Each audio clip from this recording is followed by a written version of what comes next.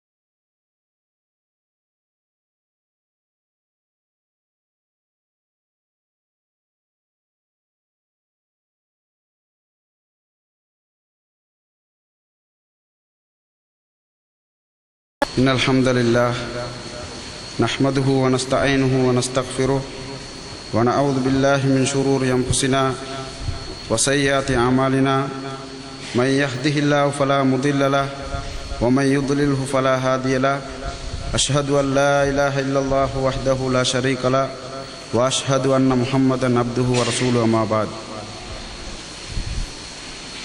மதிப்புக்குரிய அருமையான சகோதரர்களே, அல்லாஹ்வுடைய மாளிகையில் மார்க்க விடயங்களை பேசி கேட்கக்கூடிய ஒரு சந்தர்ப்பத்தை இறைவன் எங்களுக்கு அமைத்து தந்ததற்கு நாங்கள் அல்லாஹ்வுக்கு அதிகமாக நன்றி செலுத்த கடமைப்பட்டிருக்கின்றோம். அன்பான சகோதரர்களே, நாங்கள் பின்பற்றக்கூடிய இஸ்லாத்தை பொறுத்தவரையில் அந்த இஸ்லாத்துக்கென்று தனிப்பட்ட பல சிறப்புகள் இருக்கின்றது. அதிலே ஒன்றாக நாங்கள் எடுத்துக்கொண்டால், இஸ்லாம் மனிதனுடைய அனைத்து துறைகளுக்கும் வழிகாட்டுகின்றது. அதுவும் எப்படி வழிகாட்டுகின்றது என்று சொன்னால், எந்தவித குறையும் இல்லாமல் பூர்ணமான அமைப்பில் இஸ்லாத்துடைய வழிகாட்டல்களை எங்களுக்கு பார்க்க முடியும். இஸ்லாத்துடைய வழிகாட்டல்களை நாங்கள் எடுத்து பார்க்கக்கூடிய நேரத்தில், இஸ்லாம் அல்லாஹ்வால் இறக்கப்பட்ட உண்மையான மார்க்கம் என்பதை அந்த வழிகாட்டல்களை நாங்கள் பார்க்கக்கூடிய நேரத்தில் எங்களுக்கு தெளிவாக விளங்கிக் கொள்ள முடியும். அந்த வழிகாட்டல்களில் ஒன்றை நாங்கள் இன்று சற்று அதை பற்றி நாங்கள் பார்ப்போம். அதாவது மனிதனுடைய பாலியல் ரீதியான தேவை, அதாவது அவனுடைய உடம்பில் இருக்கக்கூடிய அந்த இறைவனால் கொடுக்கப்பட்ட அந்த ஆசை, அதை அந்த மனிதன் எவ்வாறு நிறைவேற்றி கொள்ள வேண்டும் என்பதை இஸ்லாம் அழகாக தெளிவுபடுத்துகின்றது. அந்த இஸ்லாம் காட்டித்தந்த வழிமுறைக்கு மாற்றமாக தன்னுடைய அந்த பாலியல் ரீதியான தேவை ஒரு மனிதன் நிறைவேற்ற முற்படுவானாக இருந்தால் அதனால் வரக்கூடிய விளைவுகளை, பயங்கரமான மோசமான விளைவுகளை எங்களுக்கு சமுதாயத்தில் எங்களுக்கு பார்க்க முடிகின்றது. ஆரம்பமாக மனிதனுடைய உடல் ரீதியான அந்த தேவை இருக்கின்றது. இது இறைவனால் மனிதனுக்கு கொடுக்கப்பட்ட ஒரு சோதனை. அதாவது மனிதனுக்கு உடம்பு ரீதியான அந்த தேவை கொடுக்கப்பட்டிருக்கின்றது. மனிதன் அந்த தேவையை எவ்வாறு அவன் நிறைவேற்றுகின்றான், இறைவன் கூறக்கூடிய அமைப்பில் அந்த தேவையை நிறைவேற்றுகின்றானா, அல்லது இறைவன் தடுத்த விதத்திலே, ஹராமான விதத்திலே மனிதன் நிறைவேற்றுகின்றானா என்பதை பார்ப்பதற்காக வேண்டித்தான் இறைவன் அந்த மனிதனுடைய உடம்பிலே அதை ஏற்படுத்தி வைத்திருக்கின்றான்.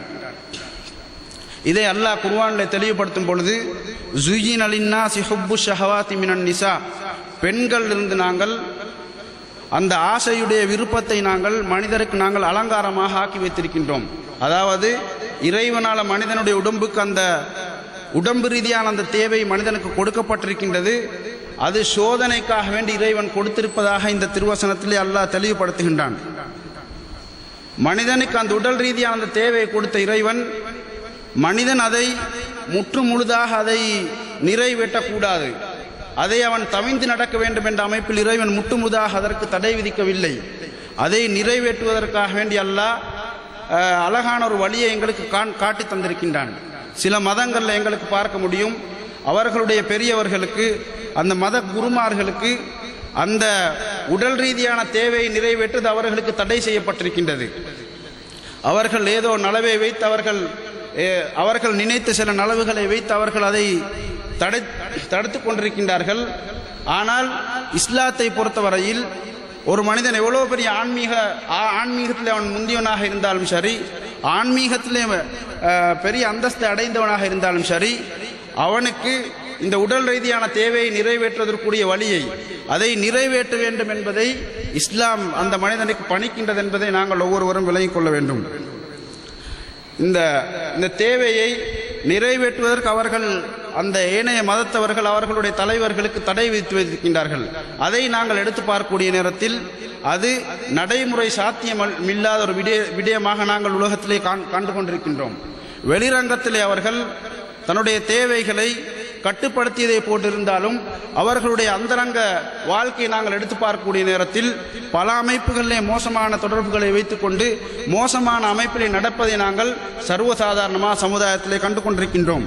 ஆனால் அல்லாஹ் மனிதனை படைத்து மனிதனுக்கு அந்த உடல் ரீதியான தேவையை கொடுத்து அதை அந்த மனிதன் நிறைவேற்ற வேண்டும் என்று இறைவன் உத்தரவு கொடுத்திருக்கின்றான். எந்த அளவுக்கு சொன்னால் நபி ஸல்லல்லாஹு அலைஹி வஸல்லம் அவர்களுக்கு கூட இந்த தேவையை அவர்கள் நிறைவேற்றியாக வேண்டும் என்ற அமைப்பில் இறைவனுடைய கட்டளை இருப்பதை எங்களுக்கு குர்ஆனிலே காண முடிகின்றது. எனவே மனித சமுதாயத்தை நாங்கள் எடுத்து பார்க்கக்கூடிய நேரத்தில் மனிதர்கள் இந்த தேவையை நிறைவேற்றக்கூடிய விடயத்திலே இரண்டு அமைப்புகளிலே அவர்கள் கையாளுகின்றார்கள். அதிலே ஒன்று, இறைவன் அனுமதித்த விதத்திலே அந்த திருமணத்தின் மூலமாக தங்களுடைய தேவைகளை அவர்கள் நிறைவேற்றிக் கொள்கின்றார்கள். இது ஒரு அமைப்பு. அடுத்தது, இறைவன் தடுத்த விதத்திலே விபச்சாரத்தின் மூலமாக தன்னுடைய தேவையை நிறைவேற்றக்கூடிய பலரை நாங்கள் உலகத்திலே கண்டு கொண்டிருக்கின்றோம். இந்த ஆரம்பமாக இஸ்லாம் கூறக்கூடிய அமைப்பிலே ஒரு மனிதன் தன்னுடைய உடல் ரீதியான தேவையை நிறைவேற்றுவது இருக்கின்றது. இது மிகச்சிறந்த வழிமுறையாக இருக்கின்றது. ஒரு மனிதன் அவனுடைய தனிப்பட்ட வாழ்க்கை ஒழுங்கான அமைப்பில் அமைய வேண்டுமாக இருந்தால், சீரான அமைப்பில் அது அமைய வேண்டுமாக இருந்தால், அந்த மனிதனுடைய குடும்ப வாழ்வு, தன்னுடைய மனைவி பிள்ளைகளுடைய வாழ்வு ஒழுங்கான அமைப்பிலே அமைய வேண்டுமாக இருந்தால், அதே போன்ற ஒரு சமுதாயம் நல்ல முறையில் அமைய வேண்டுமாக இருந்தால் இந்த திருமணத்துடைய விடயத்தில் அவன் கவனம் செலுத்த வேண்டும். தன்னுடைய ஆசையை, அந்த தேவையை திருமணத்தின் மூலமாக அவன் நிறைவேற்றிக் கொள்வதன் மூலமாக அந்த சமுதாயம் பாதுகாக்கப்படுகின்றது. அந்த தனி மனிதன் ஒரு ஒழுக்கமுள்ளவனாக, நல்லொரு மனிதனாக, அந்த குடும்பம் நல்லொரு குடும்பமாக மாறுவதற்கு இந்த திருமணம் காரணமாக இருக்கின்றது. இதை நாங்கள் யதார்த்தபூர்வமாக உலகத்திலே கண்டு கொண்டிருக்கின்றோம்.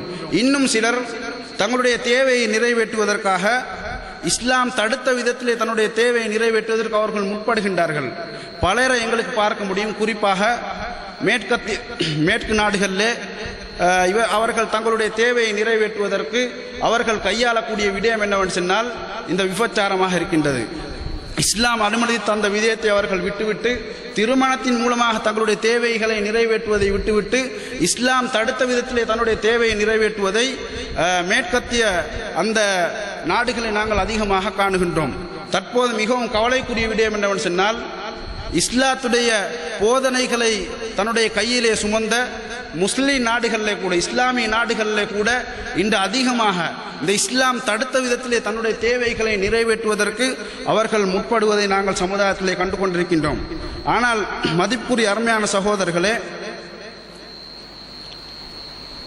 வெளிரங்கத்தில் ஒரு மனிதன் தன்னுடைய தேவையை நிறைவேற்றுவதற்கு இஸ்லாம் அனுமதிக்காத விதத்தில் அவன் ஈடுபடுகின்றான் என்று சொன்னால் அவனுடைய வாழ்க்கையை நாங்கள் எடுத்து பார்க்கக்கூடிய நேரத்தில் அவன் வெளிரங்கத்தில் ஏதோ அவன் இன்பங்களை அனுபவிக்கின்றதை போல் இருந்தாலும் கூட அவனுடைய உள்ரங்க வாழ்க்கையை நாங்கள் எடுத்து பார்க்கக்கூடிய சந்தர்ப்பத்தில் அவனுடைய வாழ்க்கையிலே பல பிரச்சனைகள், பல குழப்பங்கள், பல சோதனைகளுக்கு மத்தியிலே அவன் வாழ்வதை எங்களுக்கு காண முடியும். ஒரு மனிதன் இஸ்லாம் தடுத்த விதத்திலே தன்னுடைய தேவையை நிறைவேற்ற முற்படுவனாக இருந்தால் ஆரம்பமாக அவனுடைய உள்ளத்திலிருந்து நிம்மதி என்றது அங்கே எடுபட்டுவிடும். ஒரு மனிதன் இஸ்லாம் தடுத்த விதத்திலே தன்னுடைய தேவையை நிறைவேற்ற முற்படக்கூடிய சந்தர்ப்பத்தில் அவனுடைய உள்ளத்திலே நிம்மதி என்பதை இறைவன் எடுத்து விடுவான். காரணம் என்னவென்று சொன்னால், நான் யாருக்கும் தெரியாமல் இதை மேற்கொள்ள வேண்டும், என்னுடைய குடும்பத்துக்கு தெரிந்துவிடக்கூடாது என்ற அமைப்பில் அவன் தன்னுடைய செயல்பாடுகளை அமைத்துக் கொண்டு ஒரு நிம்மதி இல்லாதவனாக வாழ்ந்து கொண்டிருப்பான்.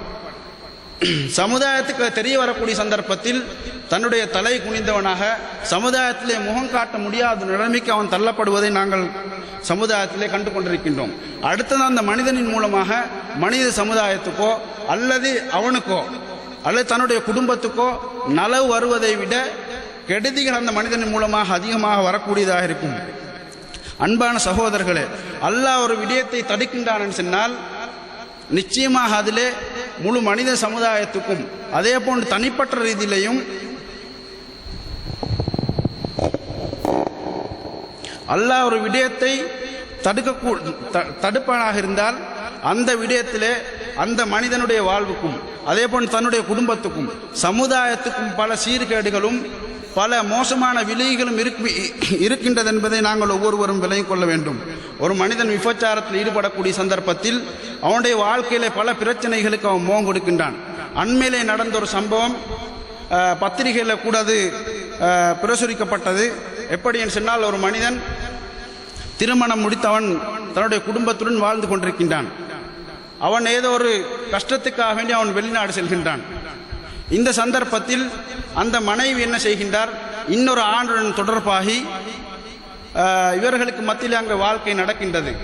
இந்த சந்தர்ப்பத்தில் அவர்களுக்கு அந்த ஆரம்ப கணவனுக்கு ஒரு குழந்தை இருக்கின்றது. இந்த குழந்தை என்ன செய்கின்றது என்று சொன்னால், இந்த இருவருக்கு மத்தியில் தொடர்பை அந்த குழந்தை அறிந்து விடுகின்றது. இதை கண்ட தாயும் அந்த மனிதனும் என்ன செய்கின்றார் என்று சொன்னால், அந்த வெளிநாட்டிலிருந்து வரக்கூடிய மனிதன் வந்துவிட்டால் என்னை காட்டுக் கொடுத்து விடுவார்கள் என்ற அமைப்பில் நினைத்து இருவருமாக சேர்ந்து அந்த பிள்ளையை கொலை செய்து விடுகின்றார்கள். இஸ்லாம் ஒரு விடயத்தை தடை செய்யுமாக இருந்தால் அதிலே மனித சமுதாயத்துக்கு அதிகமாக கெடுதி இருப்பதை இந்த சம்பவம் எங்களுக்கு தெளிவுபடுத்துகின்றது. அருமையான சகோதரர்களே, இஸ்லாம் அல்லாத விதத்திலே, இஸ்லாம் அல்லாஹ் ஒரு மனிதனுக்கு காட்டித்தந்த விதம் அல்லாத விதத்தில் ஒரு மனிதன் தன்னுடைய தேவையை நிறைவேற்றக்கூடிய சந்தர்ப்பத்தில் இப்படிப்பட்ட பல பிரச்சனைகளுக்கு முகம் கொடுக்கக்கூடிய ஒரு நிலைமைக்கு மனித சமுதாயம் தள்ளப்படுகின்றார்கள். இந்த சம்பவத்தை எடுத்துக்கொண்டால் அந்த மனிதன் வெளிநாடு சென்றிருக்கின்றான். காரணம் என்ன? தன்னுடைய குடும்பத்தை, தன்னுடைய பிள்ளைகளை, தன்னுடைய மனைவியை நல்ல முறையிலே வாழ வைக்க வேண்டும் என்ற அமைப்பில் அவன் வெளிநாடு சென்றிருக்கின்றான். இந்த பெண் என்ன செய்கின்றார் சொன்னால், தன்னுடைய கணவனுக்கு மிகப்பெரிய ஒரு துரோகம் செய்கின்றார். துரோகம் செய்தது மாத்திரமல்ல, தன்னுடைய குழந்தையை கூட கொல்லக்கூடிய ஒரு நிலைமைக்கு அந்த பெண் தள்ளப்படுவதற்குரிய காரணம் இஸ்லாம் காட்டக்கூடிய அந்த அமைப்புக்கு மாற்றம் செய்வதன் காரணமாக அவர்களுக்கு ஏற்பட்ட விளைவாக இருக்கின்றது. இப்படி சமுதாயத்திலே இறைவன் தடுத்த விதத்தில் தன்னுடைய தேவைகளை நிறைவேற்றக்கூடிய சந்தர்ப்பத்தில் பல பிரச்சனைகளுக்கு முகம் கொடுப்பதை நாங்கள் சமுதாயத்திலே கண்டு கொண்டிருக்கின்றோம். அருமையான சகோதரர்களே, மேற்கு நாடுகளை நாங்கள் எடுத்துக்கொண்டால் இந்த விபச்சாரம், அதாவது தன்னுடைய தேவையை நிறைவேற்றுவதற்கு அல்லாஹ் காட்டித்தந்த விதத்தை விட்டுவிட்டு அவர்கள் நினைத்த விதத்தில் தன்னுடைய தேவையை நிறைவேற்றுவதற்கு முற்படுவதை சர்வசாதாரணமாக நாங்கள் மேற்கத்தியவாதிகளை கண்டு கொண்டிருக்கின்றோம். இதனால் ஏற்படக்கூடிய விளைவு என்னவென்று சொன்னால், அருமையான சகோதரர்களே, நாங்கள் இன்று பெரிதாக மேற்கு நாடுகளை பற்றி பேசுகின்றோம். எப்படி பேசுகின்றோம்? அவர்கள் விஞ்ஞானத்திலே முன்னேறிக்கின்றார்கள், அவர்கள் பல கண்டுபிடிப்புகளை கண்டுபிடித்துக் கொண்டிருக்கின்றார்கள், அவர்கள் விஞ்ஞானத்திலே முன்னேறி மிகவும் உயர்ந்த அந்தஸ்தில் இருக்கின்றார்கள் என்று வெஸ்டர்ன் என்பதாக நாங்கள் நினைத்து சில முஸ்லீம்களை பார்க்கின்றோம். அவர்களுடைய உடல்நடை பாவனைகளை கூட அவர்கள் அந்த மேற்கத்தியவாதிகளை போன்று அவர்கள் மாற்றிக் கொண்டிருக்கின்றார்கள். ஆனால் அவர்களுடைய வாழ்க்கையை நாங்கள் எடுத்து பார்த்தால் அவர்கள் இந்த தன்னுடைய தேவையை நிறைவேற்றுவதற்கு அவர்கள் ஈடுபடக்கூடிய விடயம் இறைவன் தடுத்த விடயமாக இருந்து கொண்டிருக்கின்றது. இதனால் ஏற்படக்கூடிய விளைவு என்னவென்று சொன்னால், அவருடைய வாழ்க்கையை நாங்கள் எடுத்து பார்க்கக்கூடிய சந்தர்ப்பத்தில் அவர்களிடத்திலே ஒழுக்கம் என்பது, அதே போன்று வெக்கம், மானம் என்பது அவர்களிடத்திலே கடுவளவும் கிடையாது. சமுதாயத்தில் எங்களுக்கு பார்க்கலாம், அவர்களுடைய ஆடை விடயத்தை நாங்கள் எடுத்து பார்க்கக்கூடிய சந்தர்ப்பத்தில் வெக்கம் என்பது சாதாரணமாக இந்த நாட்டில் இருக்கக்கூடிய ஒரு அந்நிய பெண்ணிடத்தில் இருக்கக்கூடிய வெக்கம் கூட அவர்களிடத்திலே கடுவளவாகவும் இல்லாத ஒரு நிலைமையிலே நாங்கள் சமுதாயத்திலே காணுகின்றோம். இதற்குரிய காரணம் என்னவென்று சொன்னால், இறைவன் தடுத்த விதத்தில் தன்னுடைய தேவைகளை நிறைவேற்றுவதற்காக அவர்கள் முற்பட்டது என்பதை நாங்கள் விளங்கிக் கொள்ள வேண்டும். அவர்களுடைய குடும்பங்களை எடுத்து பார்க்கக்கூடிய சந்தர்ப்பத்தில் பெரும்பாலும் கணவன், மனைவி, பிள்ளைகள் என்ற அமைப்பில் வாழ்வது மிகவும் குறைவானதாக இருக்கின்றது. உண்மையான விடயம் என்னவென்று சொன்னால், பல குழந்தைகளுக்கு அவர்களுடைய தகப்பன்மார் யார் என்பது தெரியாது. அவர்களுடைய பேர்த் சர்டிபிகேட்டுகளிலே அதாவது தன்னுடைய தகப்பனுடைய பேர் வரக்கூடிய இடத்திலே அங்கே தகப்பனுடைய பேர் இல்லாத நிலைமையை அவர்களுடைய அந்த கலாச்சாரத்திலே நாங்கள் பத்திரிகைகள் மூலமாக அதே போன்ற செய்திகளின் மூலமாக நாங்கள் அறிந்து கொண்டிருக்கின்றோம். கண்டதே காட்சி கொண்டதே கோலம் என்ற அமைப்பில் அவர்களுடைய வாழ்க்கையை அமைத்துக் கொண்டிருக்கின்றார்கள். அவர்களுக்கு எதெல்லாம் விருப்பமாக படுகின்றதோ, உதாரணத்துக்கு ஒரு ஆணும் பெண்ணும் அவர்கள் சேர்ந்து வாழ்கின்றார்கள், அதற்கு பின்னால் இன்னும் ஒரு ஆணை அவர்கள் காணக்கூடிய சந்தர்ப்பத்தில் அல்லது இன்னும் ஒரு பெண்ணை காணக்கூடிய சந்தர்ப்பத்தில் அவர்களுடன் தன்னுடைய தொடர்புகளை அமைத்துக் கொள்கின்றார்கள். ஆரம்பமாக வாழ்ந்த கணவனை அல்லது மனையை விட்டு விடுகின்றார்கள். இப்படித்தான் இவர்களுடைய வாழ்க்கை அங்கே நடந்து கொண்டிருக்கின்றது. எந்த அளவுக்கு அவர்கள் முன்னேறி இருக்கின்றார்கள் சொன்னால், இந்த ஒழுக்க விடயத்தில் அவர்கள் எந்த அளவுக்கு வீழ்ச்சியின் பக்கம் சென்றிருக்கின்றார்கள் சொன்னால், பல நாடுகள் எப்படி சொன்னால் அரசாங்கத்துடன் போராடுகின்றார்கள். என்னவென்று சொன்னால், அவர்களுக்கு ஒரு உரிமை பெற்றுக் கொள்வதற்காக. என்ன உரிமைன்னு சொன்னால், அந்த தன்னிணைக்கேன்னு சொல்லப்படக்கூடிய ஆண்களுடன் மோசமாக நடப்பது, பெண்கள் பெண்களுடன் மோசமாக நடப்பது, திருமணம் முடித்துக் கொள்வது, ஆண்கள் திருமணம் முடித்துக் கொள்வது, அதற்கு உத்தரவு கேட்டு அதற்கு அனுமதி தர வேண்டும் என்று அரசாங்கத்துக்கு எதிராக போராடுகின்றார்கள். இப்படிப்பட்ட ஒரு மோசமான நிலைமைக்கு அந்த சமுதாயம் தள்ளப்பட்டிருக்கின்றார்கள். அது மட்டுமல்ல, நபி அவர்கள் கூறினார்கள், உலகத்திலே விபச்சாரம் அதிகரிக்குமாக இருந்தால் பல பயங்கரமான நோய்கள் ஏற்படும் என்பதாக நபி அவர்கள் கூறினார்கள். அதை நாங்கள் இன்று கண்டு கொண்டிருக்கின்றோம். குறிப்பாக அவர்களிடத்திலே காணுகின்றோம். இந்த எய்ட்ஸ் என்று சொல்லப்படக்கூடிய நோய் அது விபச்சாரத்தின் மூலமாகத்தான் ஏற்படுகின்றது. அதற்குரிய காரணம் என்னவென்று சொன்னால், சரியான முறையிலே இஸ்லாம் காட்டக்கூடிய அமைப்பில் தன்னுடைய தேவையை நிறைவேற்றுவதற்கு அவர்கள் தவறியது. அவர்கள் நினைத்தபடி தன்னுடைய தேவைகளை நிறைவேற்றுவதற்கு அவர்கள் முற்பட்டது என்பதை நாங்கள் ஒவ்வொருவரும் தெளிவாக விளங்கிக் கொள்ள வேண்டும். இறைவன் இந்த விபச்சாரத்தை பற்றி கூறும் பொழுது, வலா தக்ரபு ஸினா, நீங்கள் விபச்சாரத்தின் பக்கம் நெருங்கிவிடவும் வேண்டாம் என்பதாக எங்களை பார்த்து கூறுகின்றான். வலா தக்ரபு ஸினா, நீங்கள் இந்த விபச்சாரத்தின் பக்கம் நெருங்கிவிடவும் வேண்டாம். இன்னஹு கான ஃபாஹிஷா, அது மிகவும் மோசமானது, வெறுக்கத்தக்கது. வஸா சபீலா, மோசமான வழி என்பதாக, உங்களுடைய தேவைகளை நீங்கள் நிறைவேற்றிக் கொள்வதற்கு மோசமான வழி என்பதாக இறைவன் திருவசனத்திலே சுட்டிக்காட்டுகின்றான். அன்பான சகோதரர்களே, இஸ்லாத்தை பொறுத்தவரையில் இஸ்லாம் அருமையாக வழிகாட்டுகின்றது. மனித சமுதாயத்துக்கு அந்த தேவையை கொடுத்த இறைவன் அந்த தேவையை அவன் எவ்வாறு நிறைவேற்றிக் கொள்ள வேண்டும் என்பதை அழகாக இஸ்லாம் தெளிவுபடுத்துகின்றது. அந்த போதனைகளை நாங்கள் எடுத்து பார்க்கக்கூடிய சந்தர்ப்பத்தில், அதாவது ஒரு மனிதன் தன்னுடைய தேவையை நிறைவேற்றுவதற்கு இஸ்லாம் காட்டக்கூடிய விடயம் என்னவென்று சொன்னால், திருமணம் என்று சொல்லப்படக்கூடிய அந்த அருமையான வாழ்க்கை திட்டம். இந்த விடயத்தை நாங்கள் இஸ்லாம் கூறக்கூடிய அமைப்பை நாங்கள் எடுத்து பார்க்கக்கூடிய சந்தர்ப்பத்தில் இஸ்லாம் அந்த விடயத்தில் எந்த ஒரு குறையும் விட்டது கிடையாது. அனைத்துக்கும் வழிகாட்டுகின்றது. எப்படி ஒரு மனிதன் தன்னுடைய தேவையை நிறைவேற்றி அவன் இஸ்லாம் தடுத்ததில் தன்னை பாதுகாத்துக் கொள்ள வேண்டும் என்ற விடயத்திலே இஸ்லாம் அழகாக தெளிவுபடுத்துகின்றது. பொதுவாக நாங்கள் இஸ்லாத்தை பொறுத்தவரையில் இந்த திருமணத்தை இஸ்லாம் ஆர்வமூட்டுகின்றது, அதிகமாக தூண்டுகின்றது. யாரும் திருமணம் இல்லாமல் வாழக்கூடாது என்ற அமைப்பில் இஸ்லாம் தடை செய்யும் அளவுக்கு இஸ்லாம் இந்த திருமணத்தை பற்றி கூறுகின்றது. காரணம் என்னவென்று சொன்னால், ஒரு மனிதன் அவன் ஒழுக்கமுள்ளவனாக, நல்லவனாக, ஒரு குடும்பம் ஒரு சீரான ஒரு குடும்பமாக, ஒரு சமுதாயம் சீரான ஒரு சமுதாயமாக வாழ்வதற்கு திருமணம் முக்கியமானது. இந்த திருமணத்தை விட்டும் அப்பால் போகக்கூடிய சந்தர்ப்பத்தில் தான் ஒரு சமுதாயத்துடைய ஒழுக்க சீர்கேடுகள் ஏற்படுகின்றது. அதன் காரணமாகத்தான் இஸ்லாம் அதிகமாக இந்த திருமணத்தை பற்றி, திருமணம் முடிக்கும்படி இஸ்லாம் எங்களுக்கு கட்டளையிடுவதை நாங்கள் குர்ஆனில் அதிகமாக காணுகின்றோம். அதாவது இறைவனிடத்தில் தெளிவுபடுத்தும் பொழுது, ஃபங்கிஹூ மா தாபலக்கும் மினன் நிசா, பெண்களிலிருந்து உங்களுக்கு விருப்பமானவர்களை நீங்கள் திருமணம் முடித்துக் கொள்ளுங்கள். வஅங்கிஹுல் அயாமா மின்கும், உங்கள் இருக்கக்கூடிய விதவைகளையும் நல்ல பெண்களை நீங்கள் திருமணம் முடித்துக் கொள்ளுங்கள்.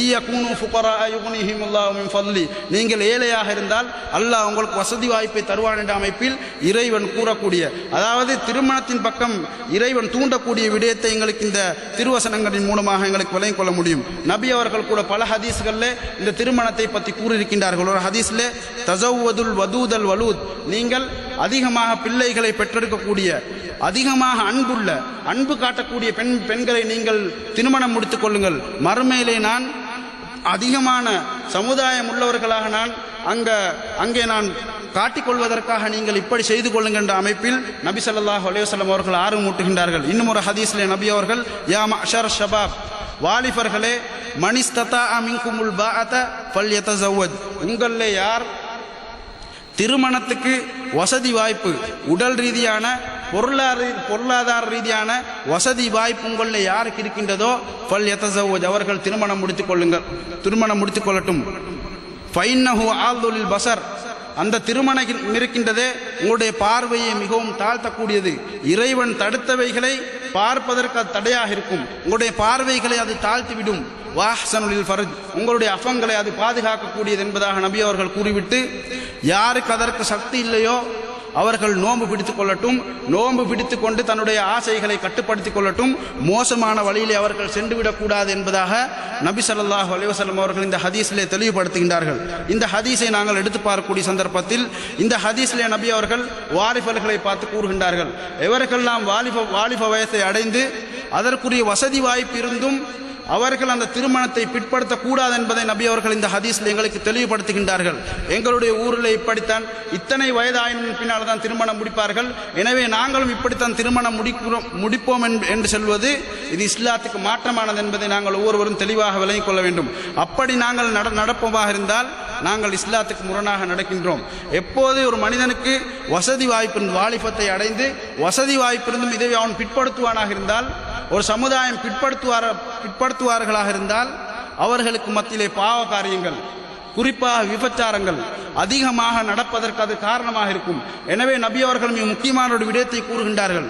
நீங்கள் எப்போது வாலிபத்தை அடைந்து அதற்குரிய அந்த திருமணத்துக்குரிய வசதி வாய்ப்பு உங்களுக்கு ஏற்படக்கூடிய சந்தர்ப்பத்தில், அது ஆணாக இருந்தாலும் சரி பெண்ணாக இருந்தாலும் சரி, அவர்களுக்கு உடனடியாக திருமணம் நடத்தப்பட வேண்டும். அந்த திருமணம் அவர்களை பாதுகாக்கும் என்ற அமைப்பில் நபி ஸல்லல்லாஹு அலைஹி வஸல்லம் அவர்கள் முக்கியமான ஒரு விடயத்தை குறிப்பிடுகின்றார்கள். அதன் தொடரில் நபி அவர்கள் கூறுகின்றார்கள், அந்த திருமணம் அந்த மனிதர்களுடைய பார்வையையும் அதே போன்று அஃபத்தையும் பாதுகாக்கும் என்பதாக நபி அவர்கள் ஒரு விடயத்தை குறிப்பிடுகின்றார்கள். அதாவது கணவன் மனைவியாக வாழக்கூடியவர்கள் அவர்கள் தங்களுடைய உடல் ரீதியான தேவையை, அது ஆணாக இருந்தாலும் சரி பெண்ணாக இருந்தாலும் சரி, பூரணமான அமைப்பில் அவர்களுக்கு மத்தியிலே அவர்கள் நிறைவேற்று அதன் மூலமாக தங்களுடைய பார்வைகளை அவர்கள் பாதுகாத்துக் கொள்ள வேண்டும், தன்னுடைய அஃபத்தை அவர்கள் பாதுகாத்துக் கொள்ள வேண்டும் என்ற விடயத்தையும் நபி ஸல்லல்லாஹு அலைஹி வஸல்லம் அவர்கள் இந்த ஹதீஸில் எங்களுக்கு சுட்டி காட்டுகின்றார்கள். அன்பான சகோதரர்களே, சில ஆண்கள் அவர்கள் திருமணம் முடித்தும் விபச்சாரத்துக்கு போவதற்கு காரணம் அவர்களுடைய மனைவிமாராக இருக்கின்றார்கள். அதே போன்று அடுத்த பக்கமாக சில பெண்கள் அவர்கள் திருமணம் முடித்தும் அவர்கள் விபச்சாரத்தின் பக்கம் போவதற்கு காரணம் என்னவென்று சொன்னால் அவருடைய கணவன்மாராக இருக்கின்றார்கள். ஏனென்று சொன்னால் அந்த கணவன் மனைவியின் மூலமாக, ஒரு கணவனுக்கு தன்னுடைய மனைவியின் மூலமாக எதெல்லாம் கிடைக்க வேண்டுமோ, எதெல்லாம் நிறைவேற்றப்பட வேண்டுமோ அது நிறைவேற்றப்படாதன் காரணமாக அவர்கள் விபச்சாரத்தில் ஈடுபடுகின்றார்கள். ஆனால் இஸ்லாத்தை பொறுத்தவரையில் ஒரு கணவனும் அதே போன்று மனைவியும் அவர்களுடைய தேவைகளை அவர்கள் பூர்ணமான அமைப்பில் அவர்கள் பூர்த்தி செய்ய வேண்டும், பூர்த்தி செய்து தன்னை பாதுகாத்துக் கொள்ள வேண்டும். அவர்கள் பாவத்தின் பக்கம் போகக்கூடாது என்ற விடயத்திலே இஸ்லாம் அதிகமாக கரிசனை காட்டுகின்றது. நபி அவர்கள் ஒரு ஹதீஸில் இப்படி குறிப்பிடுகின்றார்கள், ஒரு ஆண் தன்னுடைய மனைவியை தன்னுடைய உடல் ரீதியான தேவைக்கு அழைக்கின்றான். இந்த சந்தர்ப்பத்தில் அந்த பெண் அதற்கு மறுக்கின்றாள். நபி அவர்கள் கடுமையான ஒரு எச்சரிக்கை விடுகின்றார்கள். அதாவது அந்த பெண் காலை வரைக்கும் அந்த பெண்ணுக்கு மலக்குமார்கள் பதுவா செய்து கொண்டிருக்கின்றார்கள் என்பதாக நபி அவர்கள் எச்சரிக்கின்றார்கள். காரணம் என்னவென்று சொன்னால், திருமணம் என்பது ஒரு மனிதன் தன்னுடைய தேவையை முறையாக நிறைவேற்றிக் கொள்வதற்கு இஸ்லாம் காட்டக்கூடிய வழிமுறை.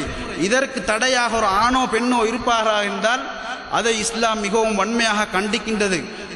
அதாவது அந்த தேவை அவர்கள் நிறைவேற்றி அல்லாஹ் தடுத்தவைகளுக்கு சென்றுவிடக்கூடாது என்ற அமைப்பில் இந்த அளவு இஸ்லாம் கர்சனை காட்டுகின்றது. மதிப்புரிய அருமையான சகோதரர்களே, ஒரு சஹாபி தன்னுடைய மனைவிடைய விடயத்திலே பொடுப்போக்காக நடந்து கொள்கின்றார். அதாவது இரவு நேரத்தில் அதிகமான வணக்க வழிபாடுகளில் ஈடுபடுகின்றார். தன்னுடைய மனைவிக்கு செய்ய வேண்டிய கடமைகளை நிறைவேற்றுவது கிடையாது.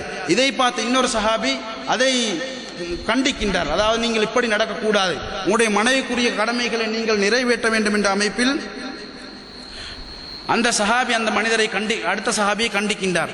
இந்த செய்தி நபி ஸல்லல்லாஹு அலைஹி வஸல்லம் அவர்களிடத்தில் சென்ற சந்தர்ப்பத்தில் நபி அவர்களும் இந்த கண்டித்த சஹாபிக்கு சாரஃபாக நபி அவர்கள் பேசுகின்றார்கள். நபி அவர்கள் கூறுகின்றார்கள், உன்னுடைய மனைவிக்கும் ஒரு உரிமை இருக்கின்றது, உன்னுடைய கண்ணுக்கும் ஒரு உரிமை இருக்கின்றது, அதை நீ சரிவர நிறைவேற்ற வேண்டும் என்பதாக நபி அவர்கள் கூறுகின்றார்கள். சொன்னால் ஒரு கணவனும் மனைவியும் தன்னுடைய அந்த இல்லற வாழ்க்கையில் எப்படி ஈடுபட வேண்டும் என்பதை நபி ஸல்லல்லாஹு அலைஹி வஸல்லம் அவர்கள் இந்த ஹதீஸ்களின் மூலமாக எங்களுக்கு தெளிவுபடுத்துகின்றார்கள்.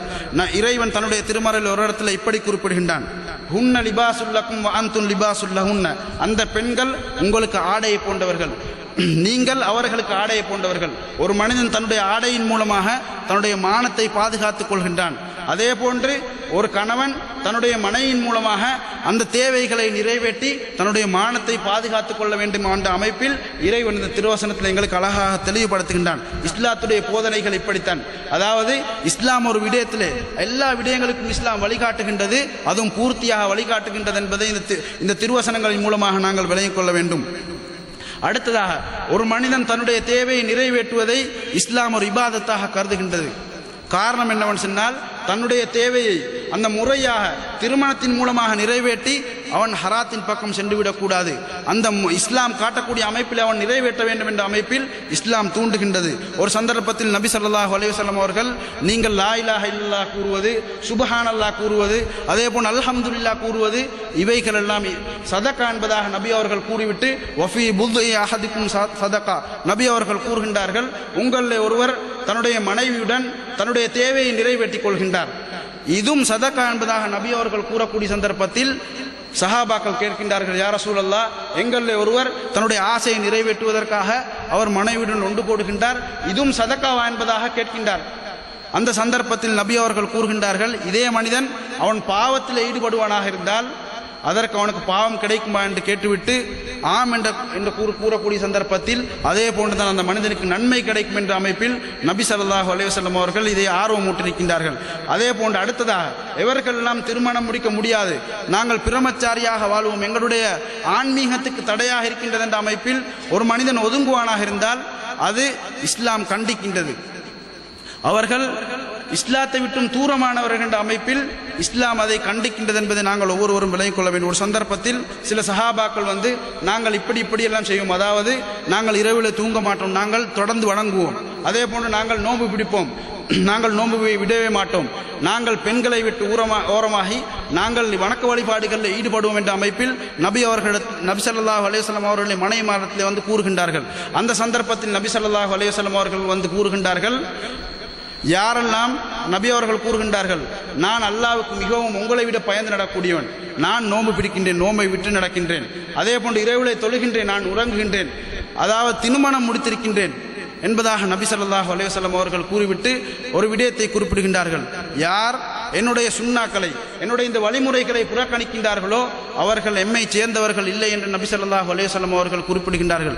எனவே மதிப்புக்குரிய அருமையான சகோதரர்களே, இந்த விடயங்களை நாங்கள் தெளிவாக விளங்கி எங்களுடைய வாழ்க்கையிலே இஸ்லாம் காட்டக்கூடிய அமைப்பில் எங்களுடைய குடும்ப, அதாவது எங்களுடைய தேவைகளை நாங்கள் நிறைவேற்றிக் கொள்ளக்கூடியவர்களாக நாங்கள் மாற வேண்டும். அது எங்களுக்கும் பாதுகாப்பானது, அதே போன்று எங்களுடைய குடும்பத்துக்கும் எங்களுடைய சமுதாயத்துக்கும் பாதுகாப்பானது என்பதை நாங்கள் ஒவ்வொருவரும் விளங்கி அதன்படி அமல் செய்ய எல்லாம் வல்ல இறைவன் எங்களுக்கு துணை புரிவானாக. சுப்ஹானல்லாஹ்.